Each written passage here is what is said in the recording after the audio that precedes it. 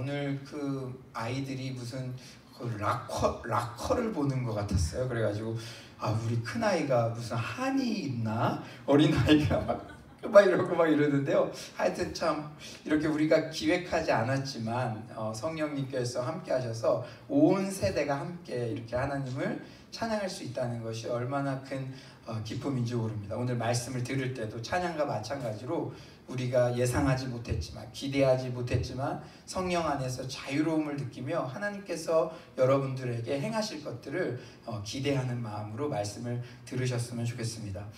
사무엘상 1장 19절에서 28절 본문으로 나를 생각하시는 하나님이라는 제목으로 말씀 나누기 원합니다. 사무엘상 1장 19절에서 28절입니다.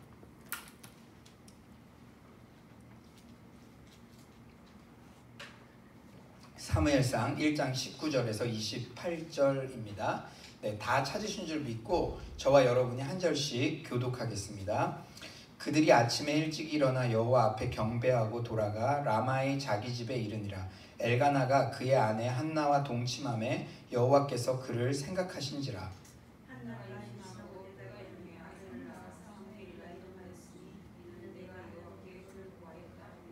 그 사람 엘가나와 그의 온 집이 여호와께 매년제와 서원제를 드리러 올라갈 때에 오직 한나는 올라가지 아니하고 그의 남편에게 이르되 아이 첫째거든 내가 그를 데리고 와서 여호와의 앞에 데리라 하고 거기에 여호와의 아들이 있다.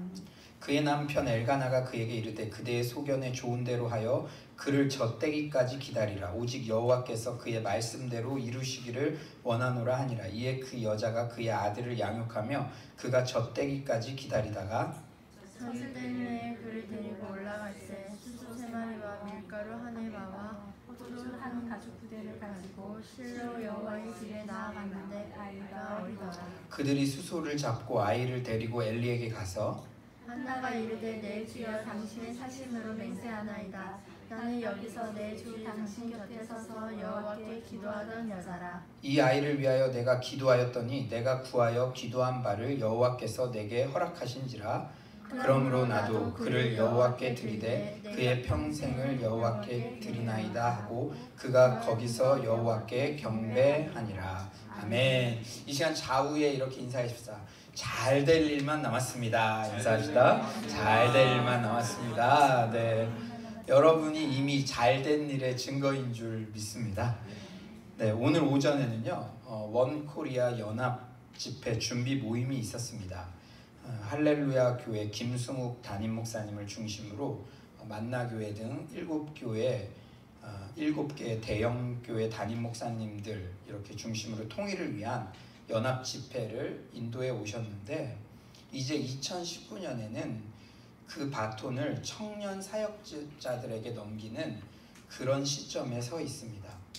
우리 화요 기도 모임도 서울로 공동체도 통일을 위한 청년 연합 기도회를 섬길 수 있는 기회가 주어질 것 같습니다. 그런데 놀라운 것은 오늘 그 자리에 우리 매주 신디를 섬겨주시는 장태정 목사님도 함께 참석해 계시더라고요. 서로 소개한 것도 아니고 약속한 것도 아닌데 참 오전에도 뵙고 저녁에도 뵈니까 참 반갑더라고요. 저는 그것을 보면서 하나님께서 하나님의 열심으로 동기의 순수성을 가지고 통일을 위해 기도하시는 하나님의 사람들을 하나님의 방법으로 모아주신다는 그런 확신이 들었습니다. 여러분 생각해 보세요. 우리 장태정 목사님을 이 화요 기도 모임에서 우리가 매주 만날 수 있는 확률이 수학적으로 계산해 봐도 얼마나 되겠습니까? 그런데 서로 약속도 안 했는데 그 동일한 그 장소에서 또 만난 거예요. 하나님께서 지금 통일을 위해서 이렇게 뒤에서 계속적으로 열심으로 작업하고 계신다는 사실을 오늘 또 느낄 수가 있었습니다. 또한 김승욱 목사님께서 인도하시는 기도회를 통해서 하나님께서 우리의 연합을 참으로 기뻐하신다는 감동이 있었습니다. 그리고 우리 한국교회가 그리고 각 교단이 선교단체가 그동안 연합하지 못하는 아픔이 있었는데 통일이라는 공통 이슈를 통해 연합되게 하시는 놀라운 섭리도 발견할 수 있었습니다. 여러분 참 대단하지 않나요? 남북 분단이라는 분열의 아픔을 오히려 한국 교회의 연합을 위한 도구로 사용하시는 그런 놀라우신 하나님을 찬양합니다. 오늘 김승욱 목사님도 그런 얘기를 하시더라고요.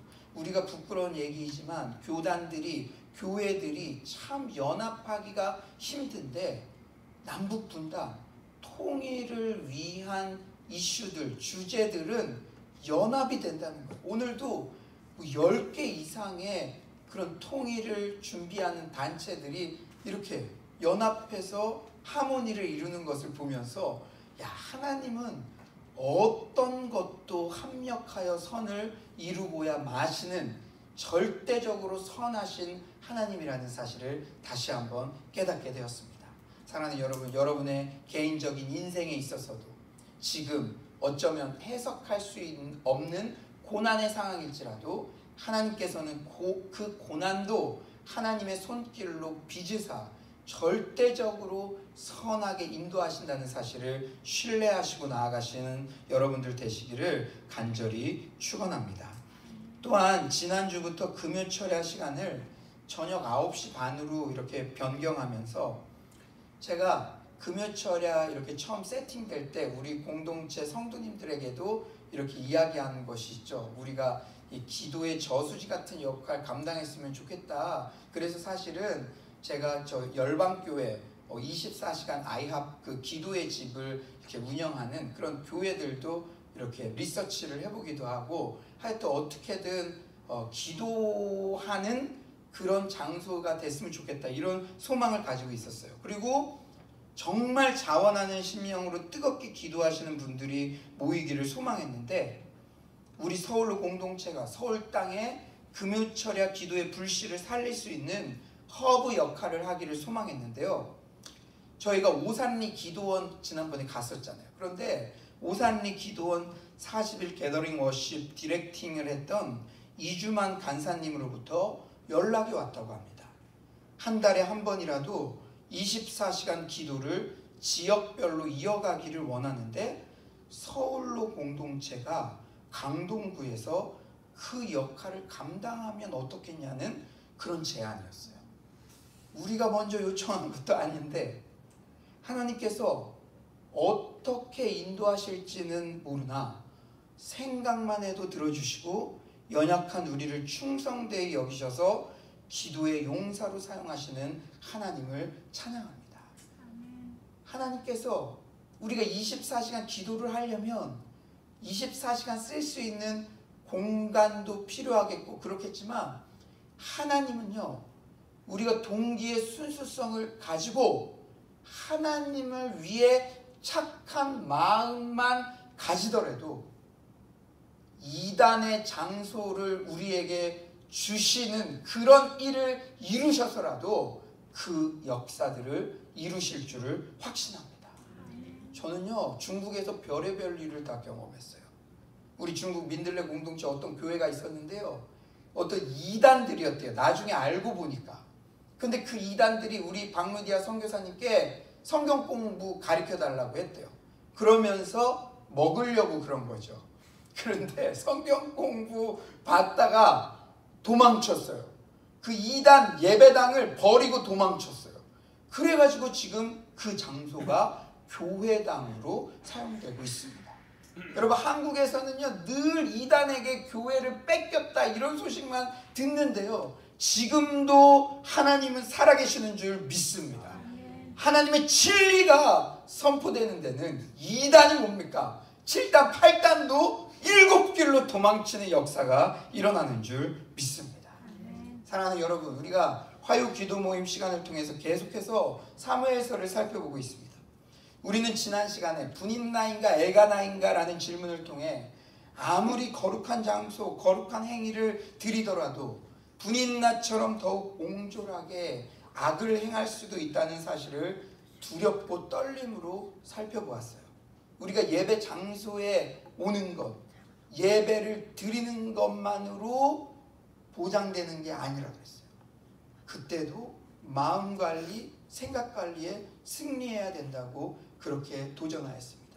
그래서 우리가 예배 장소에 올 때 분인나처럼 오히려 한나의 불임의 고통을 상기시키고 가증시키는 그런 사람이 아니라 엘가나처럼, 예수님처럼 더욱더 관대한 마음, 사랑의 마음이 넘쳐나는 그런 사람이 되기를 기도하며 나아갔습니다. 오늘도 마찬가지입니다. 여러분들이 이 거룩한 장소, 거룩한 시간에 동참한다고 다 되는 것이 아니에요. 여러분들의 마음을 하나님께서 지켜주시고 정말 관대한 마음, 사랑의 마음으로 연약한 자들을 품으시는 이 시간 되시기를 소망합니다.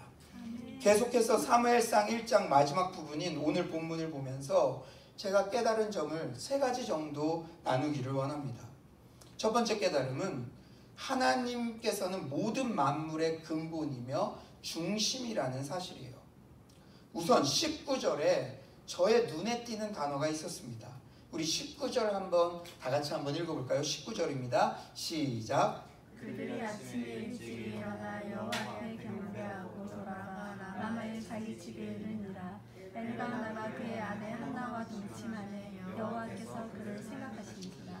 여러분, 여호와께서 그를 생각하신지라. 19절에 생각하다라는 단어, 중요한 단어예요. 한나는 11절에서 여호와께 자신의 처지를 기억해 달라고 기도했고, 그녀의 기도대로 여호와께서는 라마의 집으로 돌아간 한나를 생각하셨습니다. 그런데 놀라운 것은 기억하다라는 단어와 생각하다라는 단어의 히브리어 원어는 정확하게 동일해요. 이게 무슨 의미입니까? 물론 엘가나와 한나가 동침하여 생물학적으로는 임신이 되었지만 사무엘의 출생은 전적으로 하나님의 기억, 하나님의 섭리로 이루어졌음을 오늘 본문은 동일한 단어를 쓰면서 강조하고 있다는 거예요. 그렇습니다. 하나님은 모든 것의 근본적인 실제이십니다. 하나님은 결코 변두리에 밀려나 계신 분이 아니라 만물의 근본이며 중심이십니다.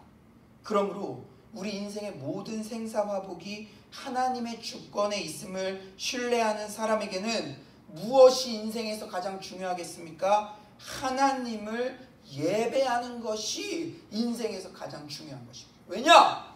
하나님이 우리 인생 모든 것의 중심에 잡혀있기 때문에 그 하나님을 만나는 시간, 이 예배가 우리 인생의 모든 중심이며 가장 중요한, 예배가 결코 변두리로 밀려나서는 안 된다는 거예요. 예배가 이렇게 중요합니다. 인생의 모든 회복은 예배로부터 시작되기 때문입니다. 여러분 중 최근 삶에 막히는 부분이 몰려오시는 분은 혹시 안 계십니까? 그냥 하나 오면 인생의 세옹지마, 그냥 인생이 원래 그렇겠지만 여러분들이 이거는 내 예상 밖이에요. 막 사방에서 쓰나미처럼 몰려옵니다. 그럴 때는 내가 어떻게 그걸 해결할 수가 없죠.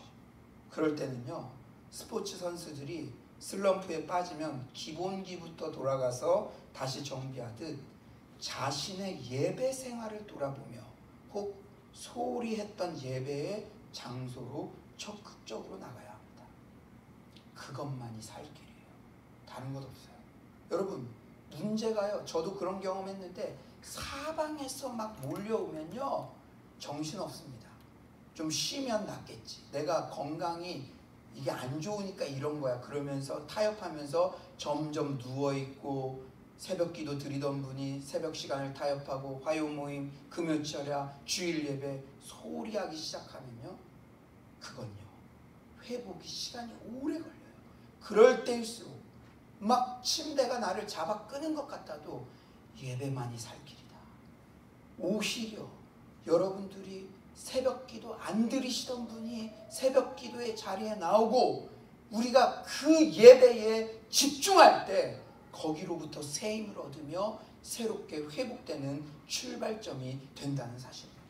사랑하는 여러분, 이 화요 기도 모임이 그런 시간이 되기를 기도하고 있습니다. 그렇기 때문에 저희들은 가족 같은 공동체이지만 하나님이요, 사람 숫자가 중요한 거 아니에요. 한 사람의 예배자를 찾으시고요, 그 한 사람의 예배자를 통하여 온전한 예배가 드려진다면 이곳에 방문하시는 분이시든 다른 교회 교인이시든 교단이 다른 분이시든 외국인이든 이 예배의 자리에서 모든 회복이 시작되는 줄 믿습니다. 두 번째 깨달음은 하나님은 결과뿐 아니라 과정을 중요시하는 분이라는 사실이에요. 이 깨달음은 최근 제 개인적으로도 그렇고 서울로 공동체적으로도 반복적으로 주시는 말씀이에요. 여러분들도 계속 지금 반복해서 들으셨을 거예요. 그래서 저는 유진 피터슨 목사님의 그 길을 걸으라 라는 책을 틈틈이 읽곤 해요. 제가 예전에 한번 읽었지만 이 그 길을 걸으라, 이 책의 핵심이 뭐라 그랬죠? 내가 곧 길이요 진리요 생명이니. 예수님, 진리와 생명이라는 목적을 달성하기 위해서는 그 길, 방법도 성경적이고 방법도 예수님적이어야 한다는 그것이 바로 이 책의 전체 주제예요. 들어가는 글 제목부터 저의 마음에 큰 울림을 줍니다. 그 인트로덕션 제목이 뭔지 알아요? 우리의 수단을 정결케 하기. 그러니까 우리가 오늘 찬양팀 이 찬양을 막 올려드렸죠. 정말 매주 기름 부으심 넘치는 찬양이죠. 그 결과, 그렇지만 이 찬양을 준비한 예배자들의 그 과정, 동기의 순수함, 그것 또한 너무나 중요하다는 거예요.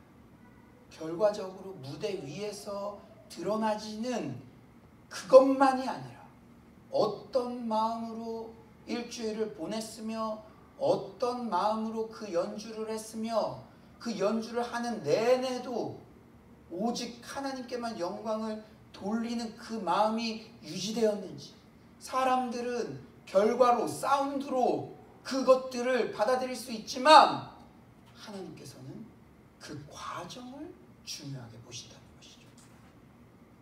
유진 피터슨 목사님이 문제 제기하는 아티클을 잠깐 소개하면 이래요. 한번 잘 들어보세요. 얼마나 많은 그리스도인 형제 자매들이 오늘날 큰 기업가 조직, 민족 혹은 대의를 이끌고 있는 유명인들의 수단과 방법들을 비판 없이 받아들이고 있는지 모른다. 그 사람들은 돈을 버는 방법, 전쟁에서 이기는 방법, 사람을 관리하는 방법, 상품을 파는 방법, 감정을 조작하는 방법을 보여주고는 자신들이 하고 있는 일을 어떻게 하면 우리도 할 수 있는지를 알려주는 책을 쓰고 강의를 한다. 하지만 이와 같은 수단과 방법들은 예수님의 방법을 모독한다. 북미의 그리스도인들은 자신이 속한 문화에서 카리스마적이고 성공적이고 영향력 있는 것이라면 무엇이든지 따르는 사람들로 정평이 나 있다. 그들은 일이 되게 하는 것이면 무엇이든, 추종자의 무리를 끌어모을 수 있는 것이면 무엇이든 따르면서 이것들이 예수님이 가셨고 또한 우리를 부르신 그 길과 완전히 상충한다는 사실을 눈치채지 못한다. 사람들이 종종 열정적으로 사용하는 수단과 방법들이 예수님이 인도하는 방식과는 불경스러울 정도로 상충한다는 사실을 눈치채는 사람이 정말로 아무도 없을까? 왜 그 누구도 눈치채지 못하는 것일까? 그러므로 우리는 이런 문제 제기들을 우리의 사역에 있어서 항상 우리 자신에게 물어봐야 됩니다. 당연하게 하던 일들도 이게 성경적인 방법일까? 예수님이라면 어떻게 하셨을까? 늘 물으며 성경 속에서 그 해답을 찾고 우리의 방법과 수단도 예수님의 방법으로 정결케 하는 작업을 늘 해야 됩니다. 이 처절한 고민과 싸움이 없이는요, 우리가 나중에 딱 보면 이미 예수님의 길과 너무나 멀리 가고 있는 자신을 발견할 수가 있다는 거예요. 저는 사랑하는 여러분들이 수단을 정결케 하는 이 테마에 항상 생각하며 묵상하며 지금까지 하던 대로가 아니라 예수님이라면 어떻게 하셨을까 늘 질문하면서 답을 얻고 그 방법대로 행하시는 여러분들 되시길 간절히 축원합니다.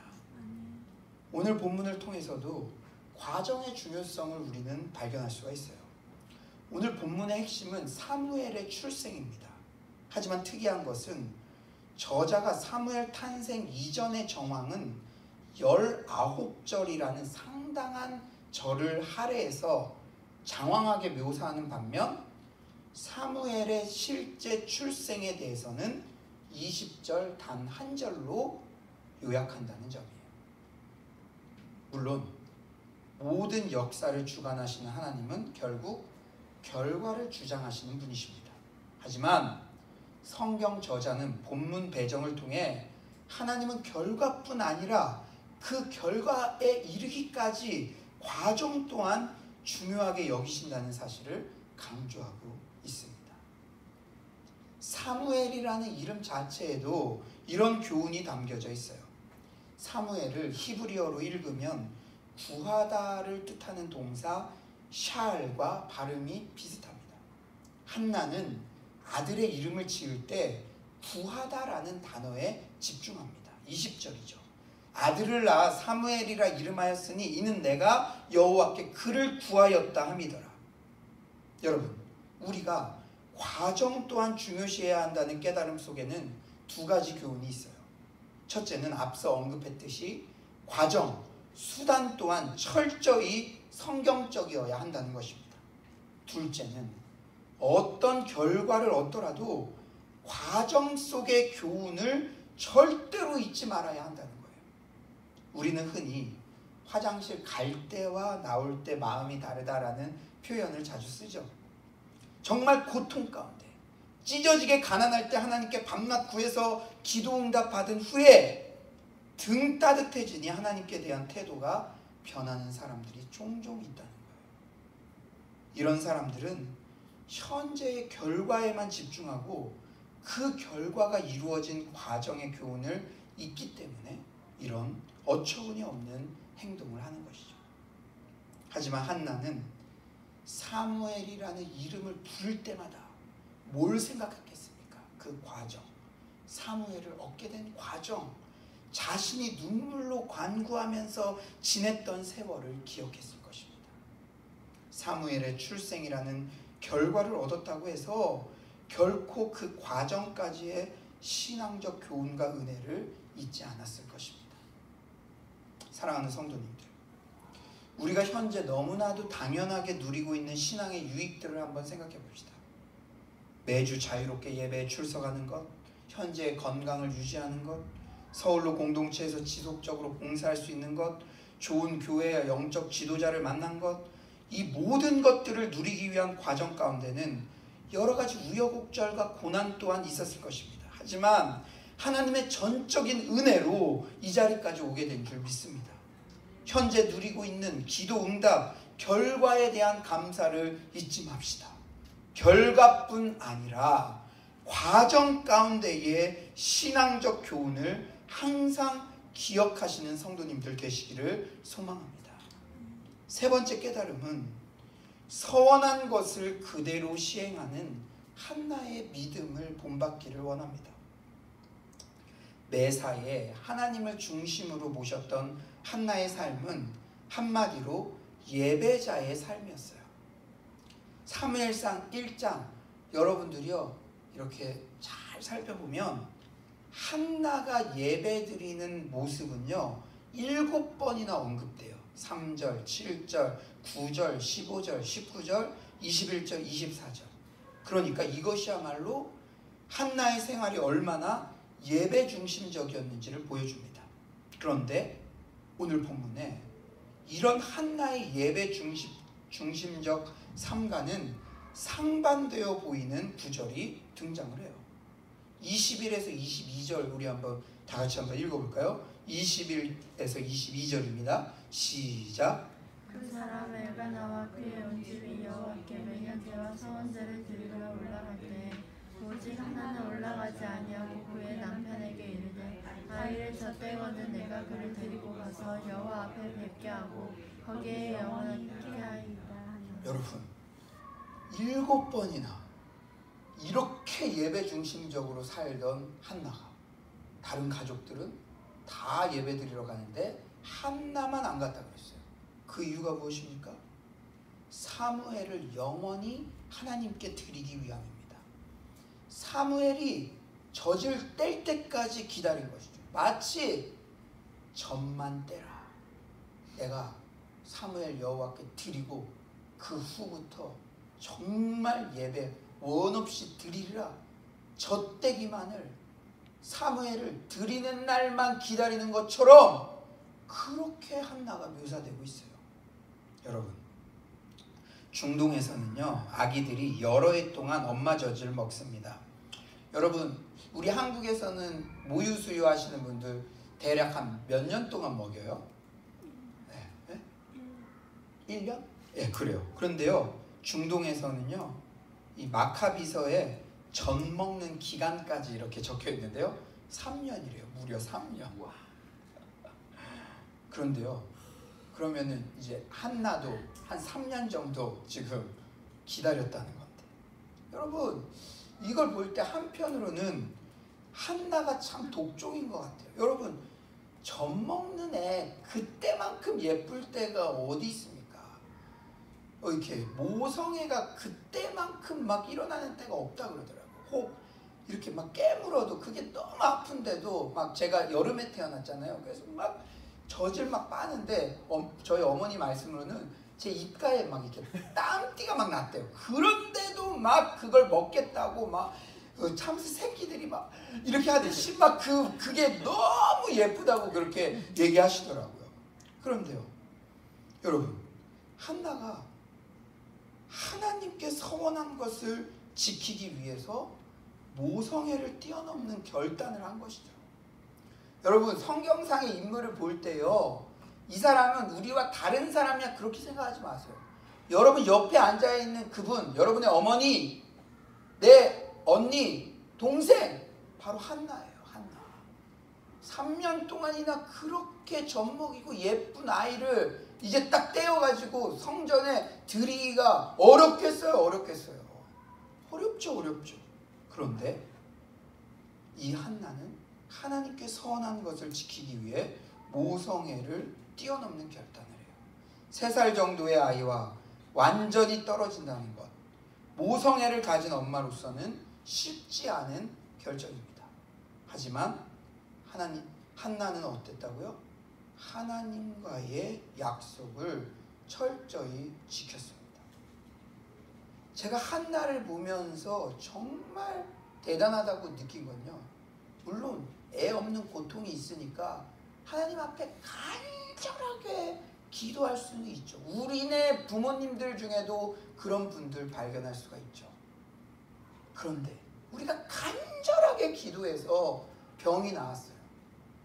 병 낫고 그 간절함을 유지하는 사람들이 그렇게 많지 못하죠.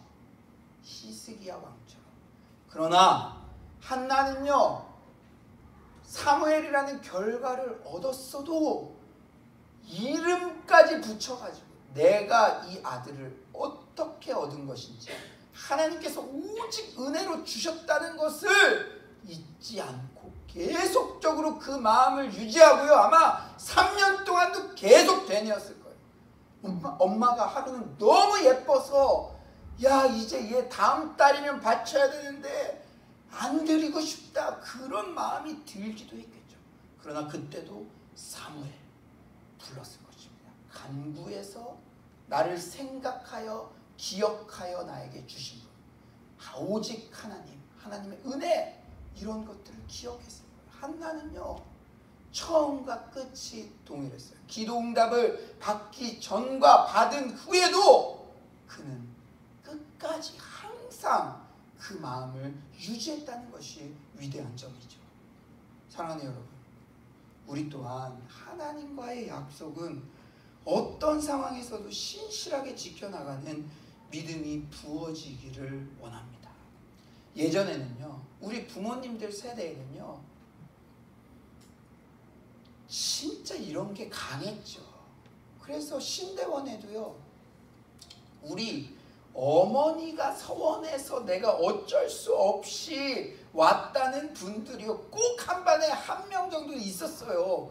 어떻게든 실수로 해서라도 서원한 것을 지키려는 그 열심이 있었습니다.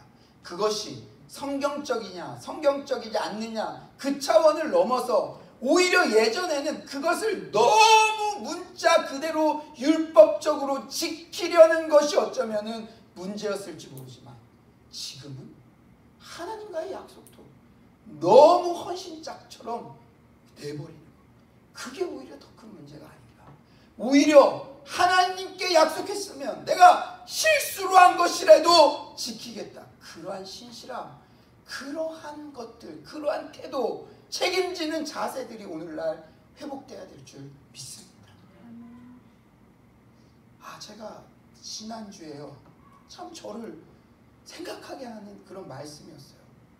제가 우리 서울로 교회 예배드리기 전에 이제 수영로 교회 일부 예배를 드렸는데요. 와, 일부 예배 드릴 때 그 정필도 목사님이요, 그냥 막 말씀하시더라고요. 목사님들 임지 환경 좋다고 사람 많이 모인다고 그렇게 막 가지 마십시오. 그러나 제가 40년 이상 목회를 하니까 목사님들도 환경 따라서 가는 것 같습니다. 그러시면서 for example, 구체적인 예를 드시더라고요. 어떤 목사님은요, 내가 어느 교회에 위임식 한다 그래서 위임식 예배까지 인도해 줬는데 다른 교회에서 오라고 하니까 그쪽으로 가더라고요. 그러시면서 이런 말씀하는 거예요. 위임식은 결혼식입니다. 한 교회와 결혼한 거예요. 결혼했으면 이 아내가 좀 부족하고 연약하더라도 그 아내를 끝까지 그 언약을 지키는 마음으로 사랑하면서 가야지 그 아내를 버리고 더 좋은 조건의 아내를 얻어서 가겠습니까? 위임식은 결혼식이에요. 이렇게 말씀하시더라고요. 비단 목회자뿐이겠습니까?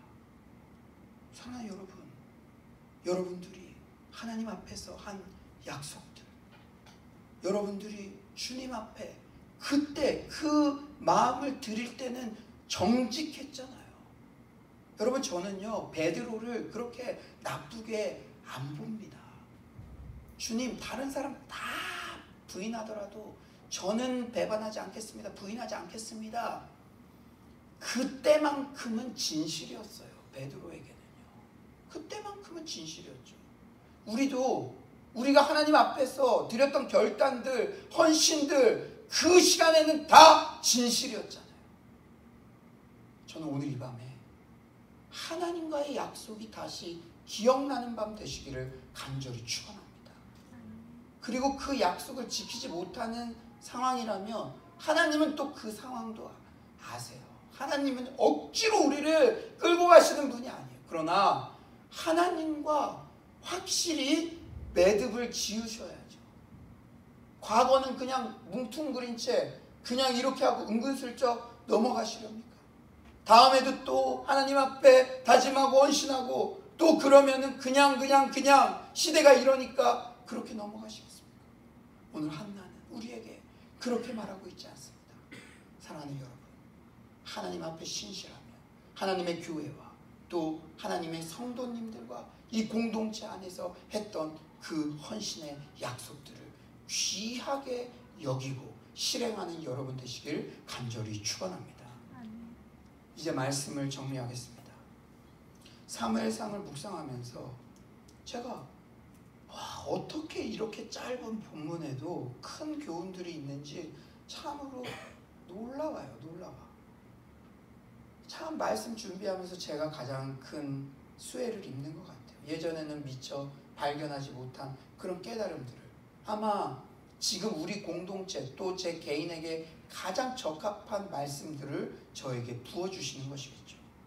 말씀이 송이꿀보다도 달다는 표현이 가슴으로 이해가 됩니다. 우리 삶의 모든 중심에 진정으로 하나님을 모시기 원합니다. 예배가 우리 삶의 가장 중심이 되기를 소망합니다. 결과뿐 아니라 과정의 교훈 또한 삶 속에서 항상 잊지 맙시다. 주님께 약속했던 것들은 어떠한 형편에든지 꼭 지키고야만은 신실한 여러분들 되시기를 소망합니다. 마지막으로 오늘 본문을 묵상하며 여러분을 향한 제 안에 소망이 있었습니다. 26에서 27절 우리 한번 다 같이 한번 읽어봅시다. 26에서 27절 시작. 하나가 이르되 내 주여 당신의 사심으로 맹세하나이다. 나는 여기서 내 주 당신 곁에 서서 여호와께 기도하던 여자라. 이 아이를 위하여 내가 기도하였더니 내가 구하여 기도한 바를 여호와께서 내게 허락하신지라. 여러분, 엘리도 목회자였죠. 한 성도가 지금 목회자에게 와서 이런 고백을 할 때 제일 목회자는 행복합니다. 목회자로서 가장 기쁜 일은 성도님들이 기도 응답 받았다고 간증하는 것을 듣는 일입니다. 올 한 해 동안 여기 계신 성도님들이 간증의 주인공들이 되시기를 간절히 축원합니다. 아멘. 조 목사님 아시죠? 화요 기도 모임에서 기도했었잖아요. 그 기도 응답 받았어요. 여러분 각자에게 이런 간증을 듣게 되는 가장 행복한 목사가 되기를 제가 꿈꾸며 기도합니다. 오늘 이 말씀 생각하면서 우리 찬송하고 기도로 나아갔으면 좋겠는데요. 주님 우린 연약합니다. 그 찬양 우리 마지막 찬양 부르시고 우리가 기도로 나아갔으면 좋겠습니다. 주여